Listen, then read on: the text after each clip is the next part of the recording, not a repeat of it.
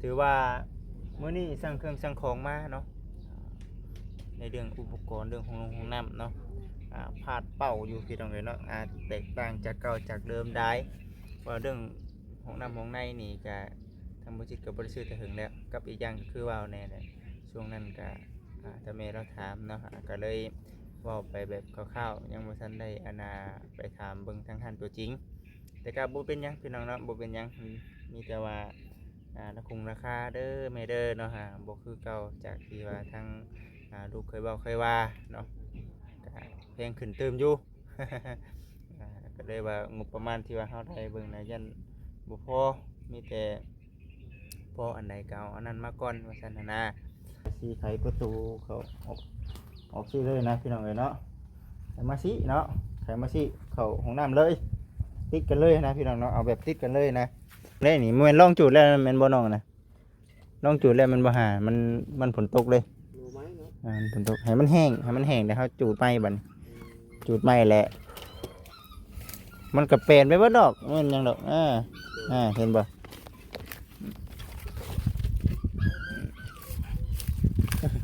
เออเข้าท่าต่อไปก็กวดไปกวดมามันก็เป็นแล้วแหละพี่น้องเนาะเฮาปัดเฮาเป่าตะเก้านี่ก็เจ้าเฮ็ดอันน่ะสวนมันได้นี่เนาะมันเป็นคูเนาะมันเป็นคูเด้นี่คูสวนมันพี่น้องเอ้ยนี่นะมีแต่มื้อนี้รอเบิ่งมื้อนี้อ้ายสั่งเครื่องของน้ำมาสั่งเครื่องของน้ำมาแหละเดี๋ยวถ้าเขาเจ้ามาส่งอยู่แล้วจังรอก่อนเนาะแม่รอเบิ่งก่อน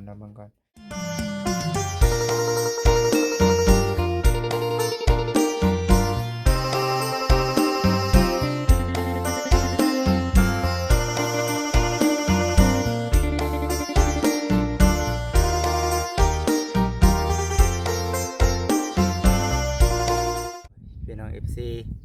ทุกท่านเนาะทางบุจิตข้อกับทักทายสบายดีเด้อพี่น้องเด้อกับทักทายสบายดีผมเป็นพี่น้อง FC เบิร์ดสุคนทางฝั่งลาวฝั่งไทยทางต่างประเทศพ่อกับบุจิตวันนี้เนาะอยู่ที่เฮือนน้องแต่เพิ่นคือเก่า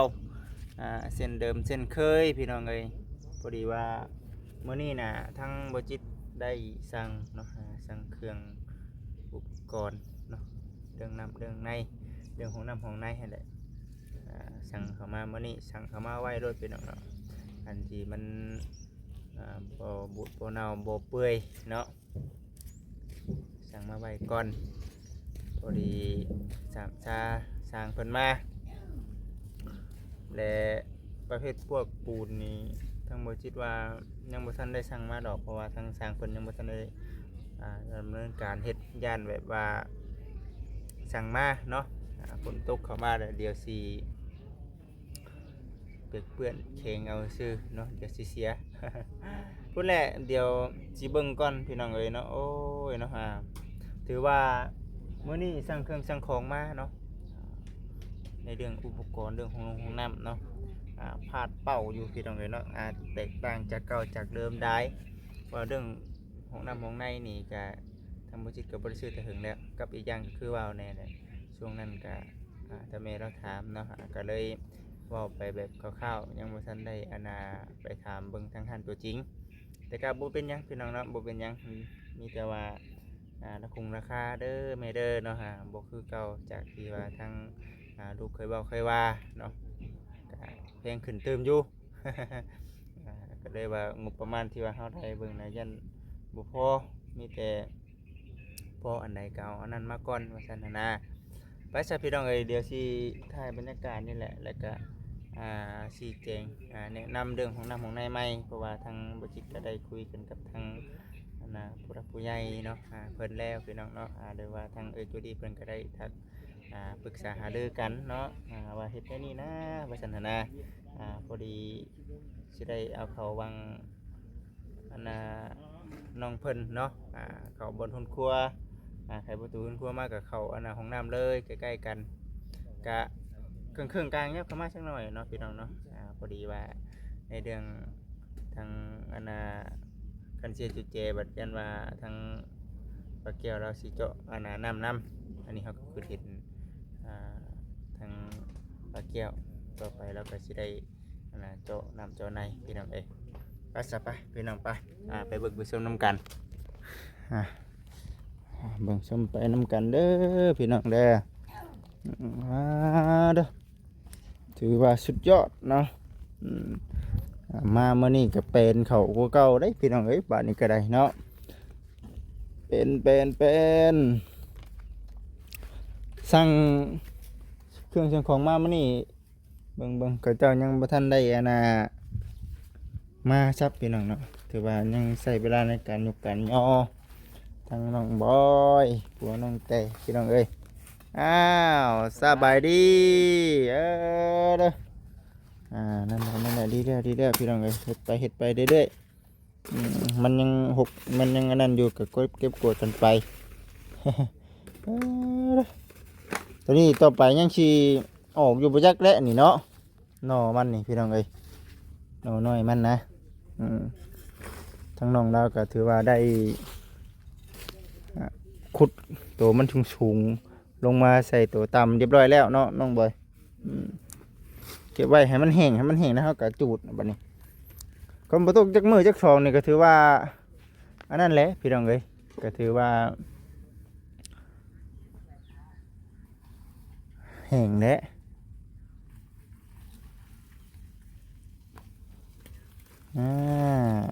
นี่เลยสภาพพี่น้องเอ้ยเนาะเริ่มเปลี่ยนเลยได้เฮามาอยู่ก็เริ่มเปลี่ยนแล้วเครื่องของอุปกรณ์ต่างๆ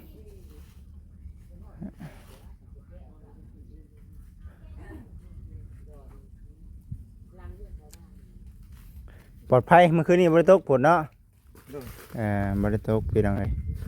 ก็คือว่าเนี่ยแหละพี่น้องเอ้ยเนาะเบิ่งในเรื่องขุดห้องน้ำห้องในเนาะพี่น้องเนาะเบิ่งสมมุติว่าขุดตัวนี้เนาะขุดตัวนี้อันนี้คือบ่จิตสีเบิ่งใหม่พี่น้องเนาะคือว่าง่ายน้อยนึงนะพี่น้องเนาะง่ายน้อยนึงบ่ได้ชุดพุ่นดอกเดี๋ยวขุดตัวนี้สมมุติว่าขุดตัวนี้สมมุติว่ากอเนาะกออันน่ะเฮือนครัวกอเฮือนครัวนี่สีอันน่ะกอสิพี่น้องเนาะกอมาพี่ติดกันกับเฮือนครัวแหละสีไขประตูเขาออกสิเลยนะพี่น้องเอ้ยเนาะไขมาสิเนาะไขมาสิเข้าห้องน้ำเลยติดกันเลยนะพี่น้องเนาะเอาแบบติดกันเลยนะเพราะว่ายันต่อไปใกล้กูเก่ากว่าเดิมพี่น้องเอ้ยกันอยู่พุ่นกับยันว่าเอ้าไกลอยากไกลอยู่นะนี่ใครแน่พี่น้องเนาะตะกี้เฮามีความคิดว่าสิไขประตูอยู่นี้แหละเปลี่ยนแผนเนาะพี่น้องเนาะเปลี่ยนแผนก็เบิ่งนั่นแหละพี่น้องเอ้ยเนาะเบิ่งกันไปอันนี้คือก่อขึ้นครัวมานี้เนาะอันนี้คือทางมันสิเป็นไปได้พี่น้องเนาะก่อขึ้นครัวมานี่เดี๋ยวจงประตูอยู่นี้เนาะจงประตูเข้าแล้วก็เฮ็ดสิเลยนะพี่น้องเอ้ยใครเข้ามานี่เลยเนาะก่อมาพี่เลยอันนี้ก็จังว่ากันอีกเทื่อแต่ว่าเรื่องการขุดนี่เขาก็เดี๋ยวมาขุดที่นี่ก็ได้ย่ำมานี่สักหน่อยก็ได้พี่น้องเอ้ยเนาะย่ำมาสักหน่อยก็ได้หรือว่าทั้งช่างเข้ามาเนาะช่างเข้ามาก็เขาก็สิปรึกษาหารือกันแต่ว่ามื้อนี้พี่น้องเนาะสิเอาอุปกรณ์มามื้อนี้เนาะอุปกรณ์มาตะกี้แต่เดิมน่ะเฮาว่าสิเฮ็ดชุดแจพี่น้องเนาะชุดแจชุดแจพี่เลยพี่น้องเอ้ยเนาะย่านต่อไปนี่เด้เพิ่นสิมีแผนการเจ้าน้ำเจ้าในให้กับแม่ตู้แก้วเนาะและน้ำกับห้องน้ำมาใกล้กันเนาะเดี๋ยวมันสิมีกินพี่น้องเนาะเพราะฉะนั้นเราต้องย้ำมาให้ใจก่อนสักหน่อยแล้วก็เพื่อเนาะเพื่อ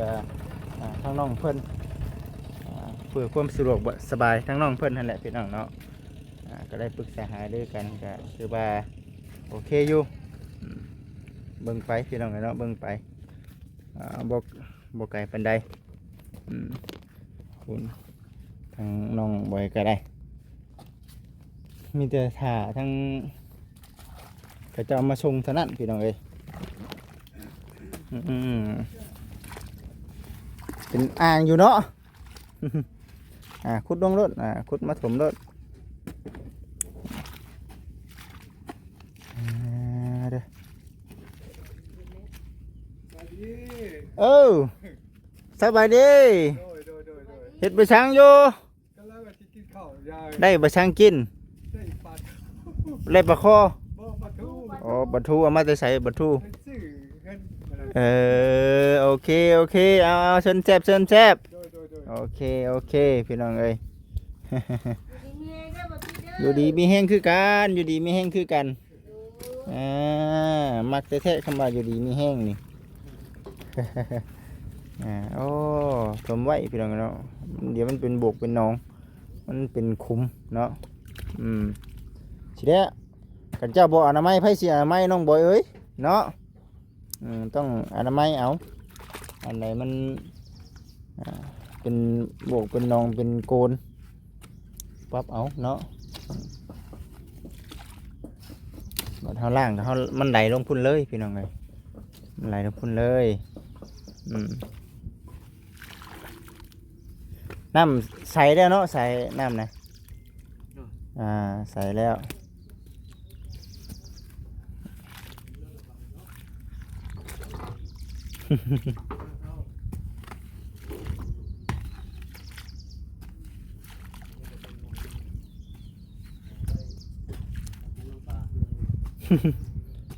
เห็นแล้วถมลงไปแล้ว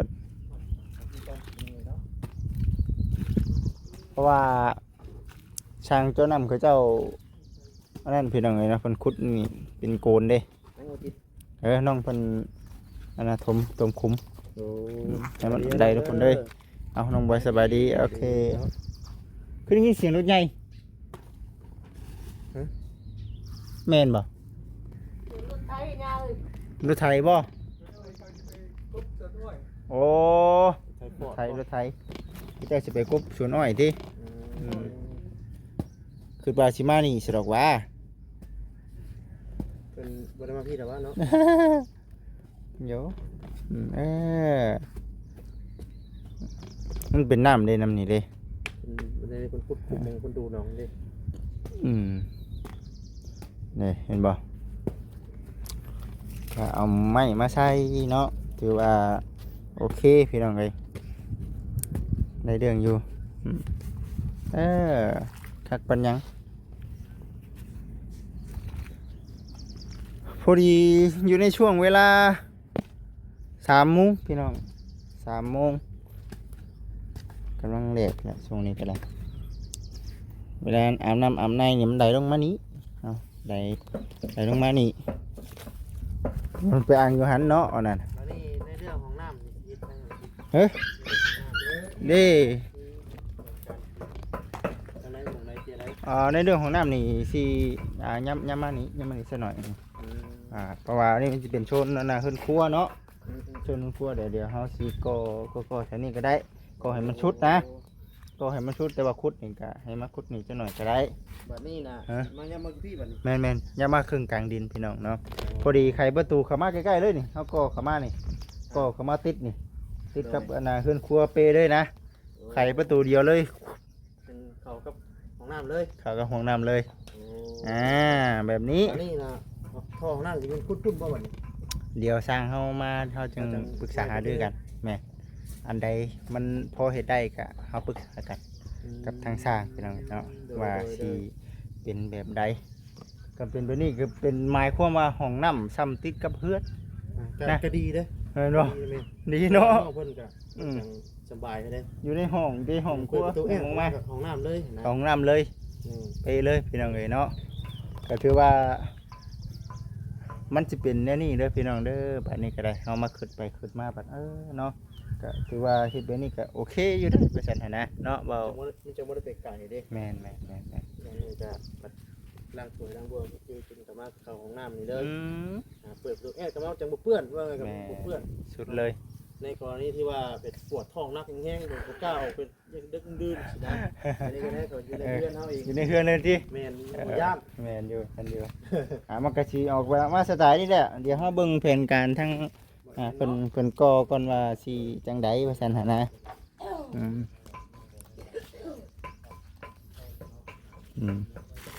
เบิ่งไปพี่น้องเอ้ย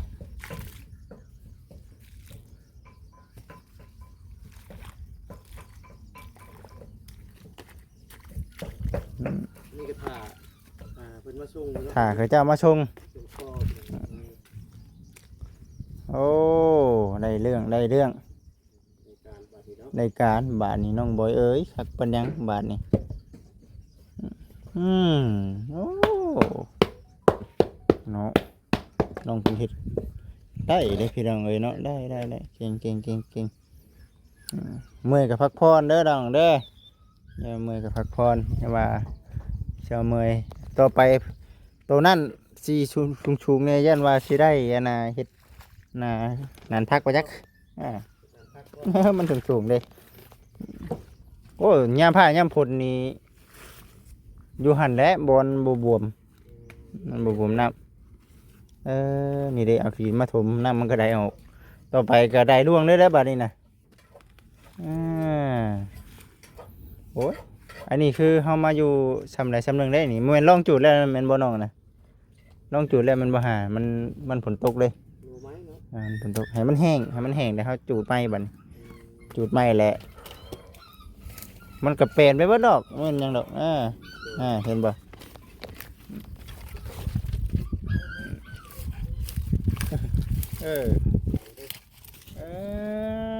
เข้าท่าต่อได้เรื่องกับมันแห้งนี่ก็บ่อยู่มันก็บ่อยู่แล้วน้ำแถวนี้ไหลลวงเรื่องเลยแม่มันก็เดินเฮานั้นเป็นตาอยู่บัด ปรับเอาแล้วตรงไหนมันบ่คักบ่แน่เนาะ แม่ ตกแต่งเอาบัด ตกแต่งเอา เฮาเฮ็ดก็อันน่ะมันงามเดินเฮาคือว่าแหละ มันบ่คักมันบ่ตากับ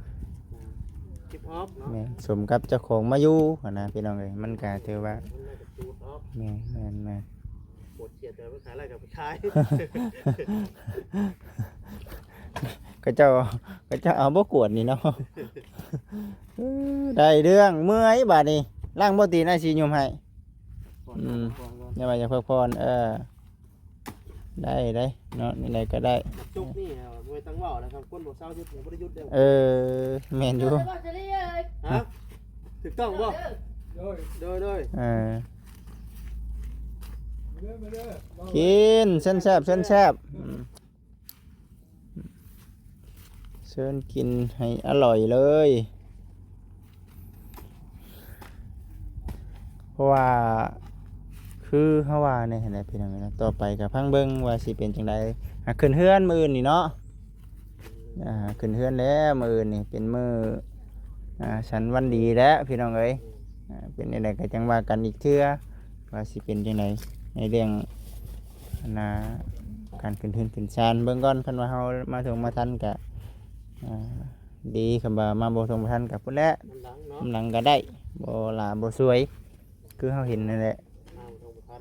มื้อนี้เพื่อมาฮอดก็ถือว่าจนฮอดบ่าย 2 บ่าย 3พี่น้องเอ้ยเนาะ เพราะว่าเฮาเคลียร์เวียกเฮานำแน่เด้พี่น้องเนาะเวียกไปสั่งเครื่องอุปกรณ์ต่างๆเนาะโอ้น้ำล้นออกเนาะ ปรับหน้าดินเนาะ แม่น้ำล้นน้ำไหล บอกเลยแล้วเนาะเพื่อไปข้างหน้าเนาะมี ได้อยู่ได้คักอยู่โอ้เฮาเหยียบไปเหยียบมาก็นั่นแหละบ่ได้มันแข็งเพียงสิเอาบ่ได้คิดว่าแม่บ่ได้คิดว่าน้ำนี่เป็นหลุมแล้วเด้เอาไปมานี่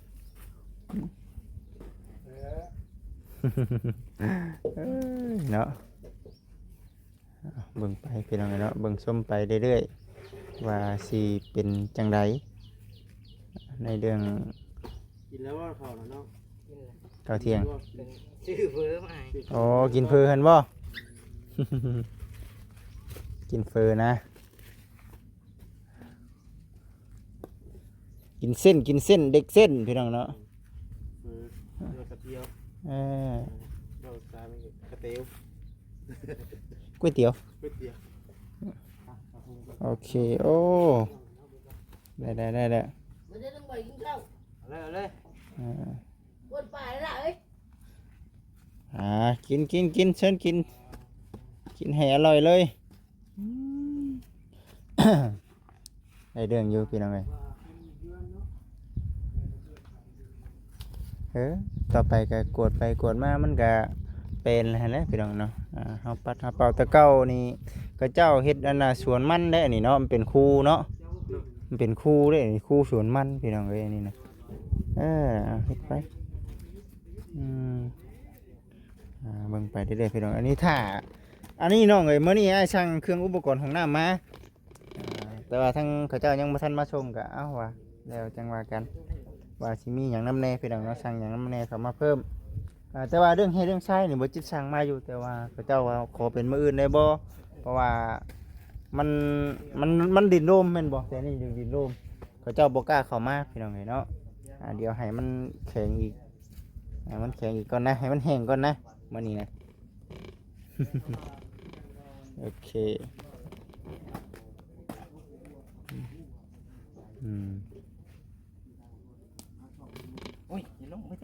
ลงนี่พอแห้งได้เนาะ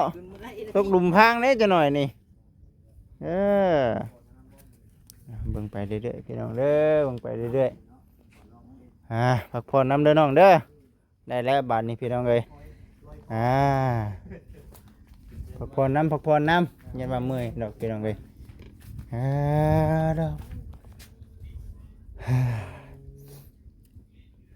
ปรับปรุงบ่อนใดมันอันน่ะต่ำตอนมาเมื่อเด็กนะทั้งน้องเราบ่ได้อันน่ะนั่นมันนะมันก็ได้แปลว่าน้ำไหลลงมานี่มางั้นนี้ว่าซั่นที่ทำมาอยู่มาเฮาปรับแต่งเอาเองนะเนาะพี่น้องปรับแต่งเองต่อไปเดี๋ยวสิได้เอาอันน่ะกล้วยนี่ได้ออกนี่เอากล้วยนี่ออกเดี๋ยวสิไปปลูกบางไม้แน่สักน้อยเนาะ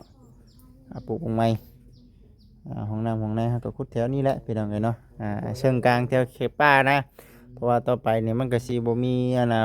ผู้ใดถ้าผู้ใดมาเฮ็ดตามหลังนี่ก็อย่าเข้ามาก่อนได้ซะเนาะเข้ามาเฮ็ดก่อนพี่น้องเอ้ยเนาะชาเดินชันโอ้เก่งจังเฮ้ยนี่เป็นแท้นี่ชาแท้นี่ว้าชาแท้ว่าแท้นี่สบายดีน้องเต้สบายดีจะลุยแล้วเรียบร้อยแล้วเนาะจักสิทำได้ต่อบาทจะโรยเส้นเป็นแต่อันเดียวเนาะเส้นนะจะโรยนี่บ่